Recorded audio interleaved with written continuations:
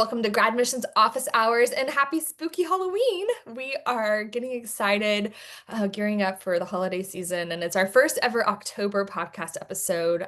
If you're watching us on Spotify or YouTube, you'll see that I have a spooky Halloween shirt on here. And so we thought we would talk about the horrors that persist in law school and med school admissions because we have seen some stuff, you guys, some very spooky things. And the funny thing is, the things that horrify future lawyers, very different from the things that horrify future doctors.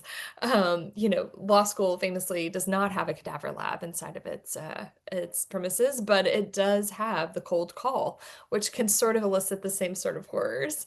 And so we are excited to have you join us. And we're not just going to leave you on a cliff. We're going to give you some solutions so that we can have like swelling Happy Mary Poppins music by the end of this. They won't stay scary, these stories. Well, I will kick it off. Okay. When you asked about like a Ooh. horror, this sounds silly, but it's really a panic moment for a lot of law students, and that's when they're sitting in orientation. Dum dum And dum. first of That all, right, alone, they're already right? sweating, they're already nervous. It's an exciting time, but it's super nerve-wracking. You know that imposter syndrome is starting to rear its ugly head, and you're just so worried about how you're going to do. But they always have someone from the board of bar examiners coming in, and they kind of give a little scare talk. I don't think they mean to, but anything. I mean, the board of bar examiners still scares me as an Sure. attorney. They're scary people. You only get bad news from them. And Mhm. so they come in and they talk about, ethical issues and things like that. And they talk about character and fitness for the bar examination, which it's like going through a security clearance. Like you cannot have any actually it's worse than a security clearance because they do not overlook even small offenses. So they're talking about how you had to disclose all of that on your law school application, so that you can, in 3 years, after you've done all this rigorous study and all of this hard work, sit for the bar exam. And you always see at least one, two, maybe five people go ghost white. They're sitting there in the lecture hall and they're like, oh no, I didn't talk about this dorm room um, Candle the incident. mechanic, yeah, the Remember the digital candle dorm room, or girl? like, the MIP, the minor in possession, when you went to senior week at the beach. They didn't think of those things, those seemingly small things that may have happened years ago that they didn't disclose. And so they're just ghost white. They're like, here it is. Like, I'm about to get kicked out of law school. My grandmother's gonna be so sad. They're just panicked. And so I will say though that we have seen that happen many a time, and we either grab the ghostly white student who we can tell is about to pass out, or they come to our office and we say, don't panic. This can be fixed. We're going to disclose it now. Now is better than waiting 3 years from now, because then there's that knucklehead who's sitting there like, oh, that wasn't that big a deal. Like, it'll be fine. And then 3 years later, they do get the really bad news. So do not panic. If you have applied to a law school and you're listening to this and you're thinking, oh man, I didn't disclose this, call them, make it right. Again, they're not going to kick you out. They're not going to kick your application out. Disclose now. People are really understanding and accommodating. So as long as you're forthcoming and honest about even the smallest things, it's going to be just fine. And so even if you wait until orientation, don't wait until orientation because it's just going to ruin your day. But Right. it can be fixed. Disclosure, disclose. And that's what we always talk about. And so if you have questions about, something specific in your past that happened, and you are wondering, you can always call the board of bar examiners prior to even submitting your applications to law schools, or talk with us or talk with a representative at your school. Again, people are understanding. You are not the only one who has infractions, who has things that, they're not proud of, but disclosing it and having that embarrassing talk now is way more important than, or going to be way more beneficial than waiting years down the road when it really costs you. That's exactly right. And it will be okay, right? So Yeah, so you'll we be fine. pulled back the curtain on that monster and it was actually Yeah. just the neighbor's dog. Nothing scary. Nothing Yes. scary. We're good. Yep. I'm gonna take us now to a dark and stormy night. Candles are flickering. Um, there's maybe a campfire. It's really kind of gloomy. You've decided that this is the night you're going to submit your Georgetown law school application. You've been dreaming of Georgetown for your whole life. You're so excited. You, your mom, seven strangers on the internet have all Mhm. read your personal statement. They've all given you the thumbs up. You're in LSAC. You accidentally hit the back button. It made you log out. You had to log back in because that's just how LSAC rolls. That's the real horror. We should talk about LSAC is LSAC. a horror, it's a haunted house, It is. that It website. is. Hmm. It is. It is. It is like Tim Burton. Tim Burton wrote LSAC. So you're in there. You got past the back button. You logged back in. You can see your essays in there. You upload it as a PDF. You've got your L number at the top. It's beautiful. It's Times New Roman, 12-point font, 1-inch margins, double space, exactly 2 pages. You used every single character you could. So proud of it. You put your whole heart on it. You hit submit. And then what happens? What happens? The best editing happens right after you hit submit, right? It's like that email. As soon as you hit send, you look at it and you're like, oh, I forgot to attach. So you hit submit on that Georgetown app, and then you start scrolling and you open it and you're reading. You're reading that personal statement, and you get to the bottom and it says Columbia instead of Georgetown as the school you want to go to. And there's nothing you can do to put that toothpaste back in the tube. Georgetown knows you applied to Columbia. Yep. No, say it ain't so. What are they going to do? What are you going to do? Your life is over. Like you won't even have the chance to disclose anything because they're going to automatically disqualify your application. I'm here to tell you, perhaps, honestly, Georgetown is a stickler for this kind of thing. In fact, they have been so afflicted by this situation and students disclosing the wrong, fancy school they're applying to, that they've actually worked it into their law school interview. So if you get a Georgetown interview and it's, you and 13 of your best new friends on the call with the dean, it's live. They don't do asynchronous interviews.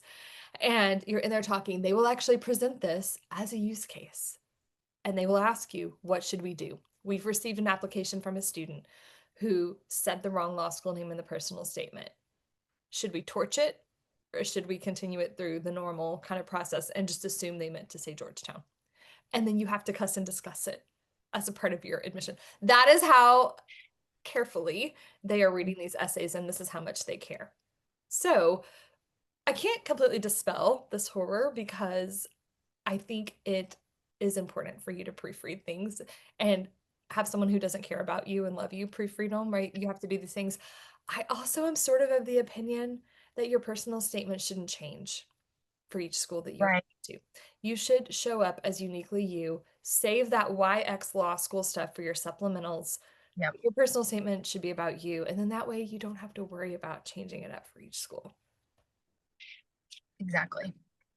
I think that's a misnomer that people think you need to write your personal statement about why you would make a great student at XYZ school. And that's not what the personal statement should be about. And we can, Personal statement should be about you. yep. Yeah.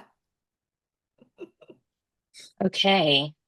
Well, as someone who worked in the same building as the cadaver lab, I have some genuinely spooky stories and some less spooky stories. We'll start with the genuinely spooky story. I wish I'd been more prepared. I would have come prepared with a Zoom background to pop on. But I just looked and I More can't October quickly podcast. Yeah. I can't quickly change my background, unfortunately. But um we'll take us back to my first month as a student services director. I came from a regular old higher education background, nothing medical or health related. So the idea, imagine my surprise on my first day of work when my boss takes me to the basement of the building and says, "Oh, by the way, that's where the morgue is. And there are about 200 cadavers in this building. Also, this is the only elevator and it's right next to the entry to the cadaver lab." No. That's fine. And So I'm done. it's my first month of work. I have listened to incoming students, first year medical students talk about their experiences, talk about what they found inside of their cadavers. Many of them filled with mold, because, by the way, in a willed body program, um, Perhaps they passed away 2 years ago. You never know. Ooh, spooky. That is spooky. Um, Students describing the storage room, for lack of a better term, as having bodies stacked on top of each other. No. So this is what's going through my mind. Additionally, I'm planning a very nice ceremony for the Anatomical Donor Memorial Service, where we honor the people who have given their lives. Well, they didn't give their lives. Let's not say that. They gave their They have bodies. they gave their bodies. They gave their bodies to science. Medical students often say that their cadaver is the best teacher that they could ever have. They're available at all hours of the day and night, and they taught them more than any classroom could teach them. So that's very nice. But I've looked at a lot of pictures of those donors when they were living. I've learned about their life stories. They're very much kind of a part of my life at that period of time, in addition to all of the spooky stories that students have told me. You also would frequently see um, them wheeling the cadavers into the building because they would come from a funeral home. So if you were down in the basement at the right time of day, that was always a thrill, as someone just dressed in business casual. Just So trying to go to the Chick-fil-A. I'm You just trying to just go be to the trying to get the girl. Chick-fil-A. That's all I want. So one evening I was working late trying to get caught up on all of my business, and I was thinking about the donors. I was also kind of thinking about all the bodies in the basement. I had also just had a student tell me about a resource that they found at another school, that there were actually flashcards that they could use when they couldn't make it to the cadaver lab. It's a website that has flashcards of cadaver parts, basically. And the curiosity just got to me, and I was like, click on it, go look at it. This is Oh your no, chance. Logan, don't click. I No. clicked and I thought, what's the least scary thing I could click on? And because I am a novice, anyone who's been in a cadaver lab will know that this was the worst thing I could have clicked on. I decided to click on the hand because I thought, like, I'm not clicking on the face. Why don't I Sure. just click on the hand? Hands sound The, safe to me. Wrong, Autumn. You are Creepy to me. wrong. I should have clicked on the back, by the way. To anyone, click on the back because that could Okay. be anything. That could be a whale, it could be a seal, it could be anything. Oh. But I clicked on the most human card that I could have clicked on. Still burned in my brain, but that's not even the point of this scary story. I'm just setting the scene for where my mind is at this time. It's about 7 o'clock at night. I'm in our suite, which, by the way, had no windows. Don't get me started on it. And I'm working on the computer, and all of a sudden I hear boom, boom, boom, boom, boom. No. I jumped out of my skin, dropped to the floor, army crawled to the door to our suite, peeked through the one window to the hallway to find a fourth year medical student who got themselves locked out of their mod and didn't have their ID card in my first week or my first month of working at the medical school. Oh my gosh. They're like cockroaches. They're never gone. I would go up They're there at never odd gone. hours to grab something, and there's always somebody up there. And Logan, that's great. they also assume their student affairs office works all day and night. And as it turned out, they were right because I was in fact there and I did let her back into her mod. So that's my genuinely spooky story Yes. from the College of Medicine. But another spooky aspect related to admissions is, what if you take your required drug screen and it comes back positive? Oh, turn in your Ooh. white coat. You're done. You're cooked. You don't know. You don't have to worry about that in law school. No, lawyers don't care. Oh, oh, you don't even have to take a drug screen. Oh, There's isn't that not even a interesting? background check till the bar gets a hold of you. So the bar gets a Okay, hold, but the bar doesn't do drug tests. So man, that's one thing they don't that's do. that's like when Costco didn't make you show your card at the door. You just Right. showed it at checkout. Like you could have gone through the whole thing. You could have loaded up your Yep. cart, gone to checkout, and been like, "Oh shoot, I'm not a Costco member." Yes. Mhm. Well, we encountered that a couple of times. Now, I'll speak strictly for a student who maybe lives in a state where marijuana is legal, but as we know, it is not federally legal. And so most of our students, if they tested positive on a drug test, were testing positive within the legal bounds of the state. So they had a medical marijuana card that they're prescribed by a physician. And so in that case, they take the card to their student services office. And what your student services office will do is make sure that you don't rotate at any federal healthcare facilities. So if Mhm. your program is attached to a VA, for example, they will work with your third year, fourth year schedule to make sure that none of your rotations have you interacting with any type of federal healthcare, but you are still absolutely welcome to rotate at your home program. So if that is something that impacts you, um, it's really not that big of a deal. Now, if you don't have a medical marijuana card, perhaps you have some splaining to do. Um, And is it a disqualifier at it that is point? not, it is not typically a disqualifier, you Okay. know.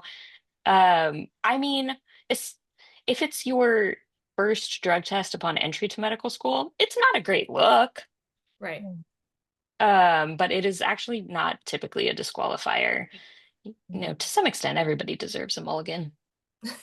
Absolutely. So, Well, when I started working at this medical school with you, Logan, in the actual admissions letter, right? This is why they needed me. In the actual admissions letter, it had the word urine in the opening line. I was like, tell me No. your admissions letter was written by doctors and not like admissions professionals. Can you imagine? Welcome to medical school. The first order of business is a urine drug sample. I'm like, what? Autumn, I remember when you told me that, I was like, oh, we're going to be friends. This is great. I'm so glad you're here. Wow. Welcome. Could we at least put it in the second paragraph after the congratulations you posted on Instagram? It has the word urine in it. Like, you doctors, everything's Can, clinical. can it be a Oh my separate, like, word. RSVP card? Does it have to be on the We congratulations letter? took it completely out of the admissions letter and made it an email instead with a link where they can schedule their urine drug sample because that made way more sense. Listen, That's appropriate. listen. Wow. Yes. So we hope that you are having a really spooky Halloween in all the good ways. If anything we have said today makes you feel a little bit rattled, first of all, we did our job great. Second of all, we probably have a solution for you. We can help you turn on the lights, get a warm, cozy blanket around you, and have a hot cup of chamomile tea. This does not have to be a scary process. The scariest things about law and med school applications are what you don't know. And that fear of the unknown does not have to be your future. Come talk to us. We have been in this industry for a collective, 16 plus years. You're not going to alarm us. We have heard it all before. We will call the Board of Bar Examiners on your behalf and not even tell them who we're calling about. We will Mhm. help you handle all of these monsters. I have monster spray. So book an application strategy call and join us next week.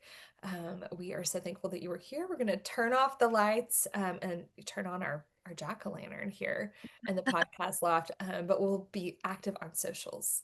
Thanks, y'all.